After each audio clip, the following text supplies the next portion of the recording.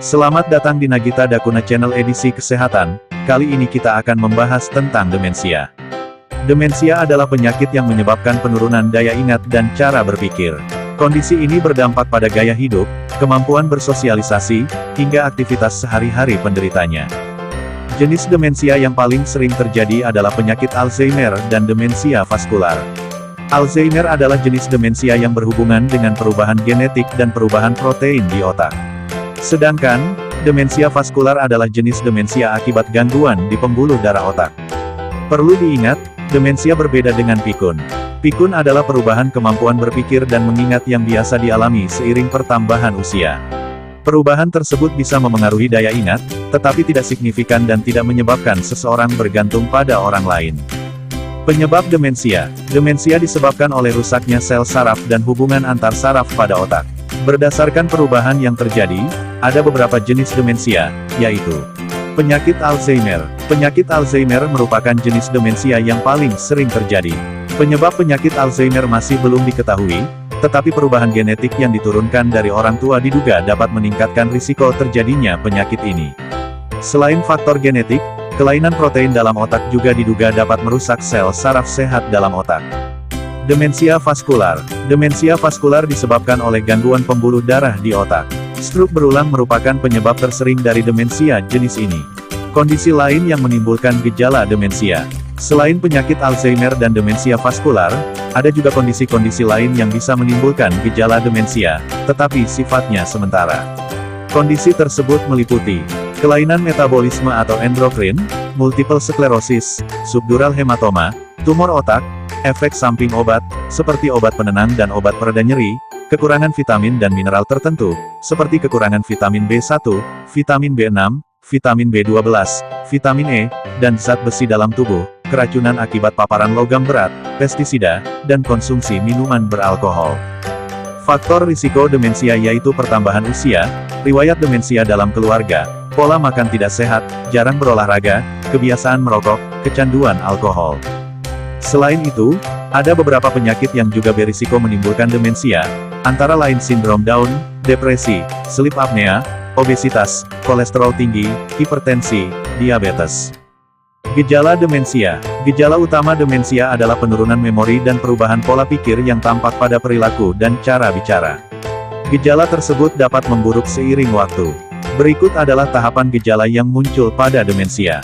Tahap 1. Pada tahap ini, kemampuan fungsi otak penderita masih dalam tahap normal, sehingga belum ada gejala yang terlihat. Tahap 2. Gangguan yang terjadi pada tahap ini mulai memengaruhi aktivitas sehari-hari.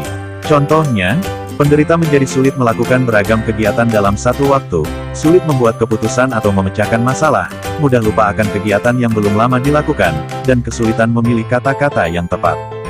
Tahap 3. Pada tahap ini, mulai terjadi gangguan mental organik.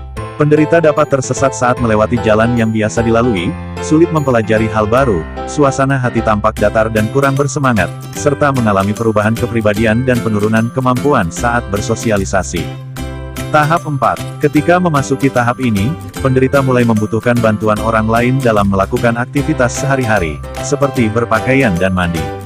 Penderita juga mengalami perubahan pola tidur, kesulitan dalam membaca dan menulis, menjadi apatis, menarik diri dari lingkungan sosial, berhalusinasi, mudah marah, dan bersikap kasar.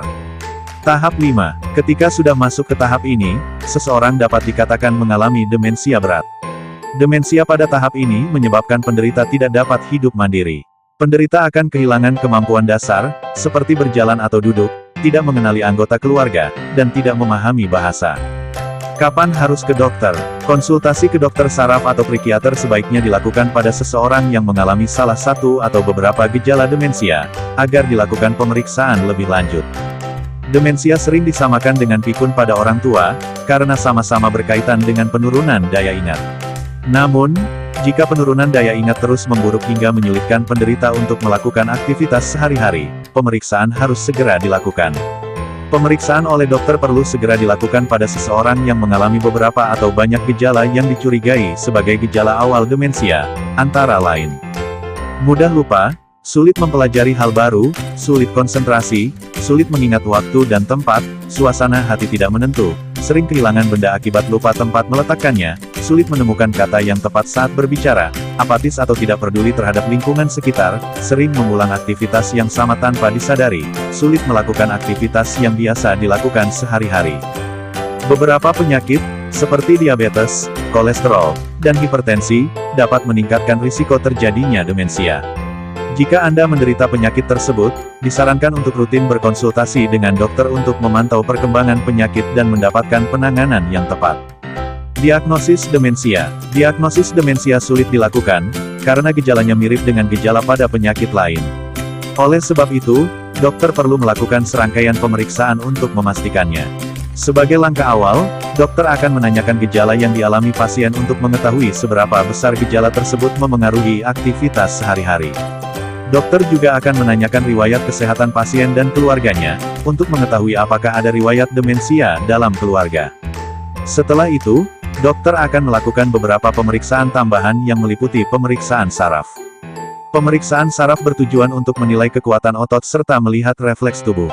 Pemeriksaan mental. Pemeriksaan ini dilakukan dengan metode Mini Mental State Examination atau MMSE, yaitu serangkaian pertanyaan yang akan diberikan nilai oleh dokter untuk mengukur seberapa besar gangguan kognitif yang dialami. Tes fungsi luhur. Tes ini bertujuan untuk mengukur kemampuan berpikir seseorang, misalnya dengan meminta pasien berhitung mundur dari angka 100 atau menggambar jarum jam untuk menunjukkan waktu tertentu. Pemeriksaan lain juga perlu dilakukan bila ada penyakit lain yang menimbulkan gejala demensia, seperti stroke, tumor otak, atau gangguan tiroid. Pemeriksaan tersebut meliputi pemindaian otak dengan CT scan, MRI, atau PET scan, pemeriksaan listrik otak dengan EEG, pemeriksaan darah. Pengobatan demensia. Pengobatan demensia bertujuan untuk membantu penderita beradaptasi dengan kondisinya, menghambat gejala yang muncul, dan menghindari komplikasi. Berikut adalah prosedur yang dapat digunakan. Terapi khusus. Beberapa terapi yang dapat dilakukan untuk menangani gejala dan perilaku yang muncul akibat demensia adalah terapi stimulasi kognitif. Terapi ini bertujuan untuk merangsang daya ingat, kemampuan memecahkan masalah, dan kemampuan berbahasa, dengan melakukan kegiatan kelompok atau olahraga. Terapi okupasi. Terapi ini bertujuan untuk mengajarkan pasien cara melakukan aktivitas sehari-hari dengan aman sesuai kondisinya, dan mengajarkan cara mengontrol emosi dalam menghadapi perkembangan gejala. Terapi mengingat. Terapi ini berguna untuk membantu penderita mengingat riwayat hidupnya, seperti kampung halaman, masa sekolah, pekerjaan, hingga hobi. Rehabilitasi kognitif. Terapi ini bertujuan untuk melatih bagian otak pasien yang tidak berfungsi, dengan menggunakan bagian otak yang masih sehat. Dukungan keluarga. Selain terapi-terapi di atas, diperlukan dukungan dari keluarga atau kerabat untuk menjaga kualitas hidup pasien. Bentuk dukungan atau bantuan tersebut antara lain: berkomunikasi dengan penderita menggunakan kalimat yang singkat dan mudah dimengerti, disertai dengan gerakan, isyarat dan kontak mata, melakukan olahraga yang dapat meningkatkan kekuatan, keseimbangan, dan kesehatan jantung bersama penderita, melakukan aktivitas menyenangkan bersama penderita, seperti memasak, berkebun, melukis, atau bermain musik. Menciptakan kebiasaan sebelum tidur untuk penderita, seperti tidak menonton televisi dan menghidupkan lampu rumah, membuat agenda sebagai alat bantu mengingat acara, aktivitas, serta jadwal pengobatan yang harus dilakukan penderita, membuat perencanaan pengobatan selanjutnya bersama penderita, untuk menentukan pengobatan apa yang harus dijalaninya. Obat-obatan. Dokter juga dapat meresepkan beberapa jenis obat pada pasien. Obat tersebut antara lain asetilkolinesterase inhibitors, memantin, antiansietas, antipsikotik, antidepresan. Operasi. Demensia yang disebabkan oleh tumor otak, cedera otak, atau hidrosefalus, dapat ditangani dengan operasi. Tindakan operasi dapat membantu memulihkan gejala jika belum terjadi kerusakan permanen pada otak. Meski terdapat sejumlah terapi yang dapat dilakukan untuk mengatasi demensia, sebagian besar penderita penyakit ini tidak sembuh sepenuhnya.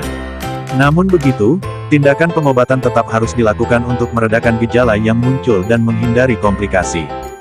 Komplikasi demensia. Gangguan daya ingat dan cara berpikir yang dialami penderita demensia dapat menimbulkan komplikasi saat melakukan aktivitas sehari-hari, seperti cedera saat berjalan sendirian, kekurangan nutrisi, tersedak hingga mengakibatkan pneumonia, tidak dapat hidup mandiri. Pencegahan demensia. Belum ada cara pasti untuk mencegah demensia. Namun, Ada beberapa cara yang dapat dilakukan untuk mengurangi risiko terjadinya penyakit ini, seperti berhenti merokok, berolahraga secara teratur, mencukupi waktu tidur dan istirahat, menjaga asupan nutrisi dan menerapkan pola makan sehat, misalnya dengan mengonsumsi makanan rendah lemak dan tinggi serat. Membatasi konsumsi minuman beralkohol, menjaga berat badan ideal, melatih otak secara berkala, seperti rajin membaca atau bermain teka-teki silang, mengontrol tekanan darah, kadar gula darah, dan kolesterol secara berkala, berkonsultasi ke dokter jika mengalami stres, depresi, atau gangguan kecemasan. Salam sehat, sampai jumpa di video selanjutnya. Terima kasih.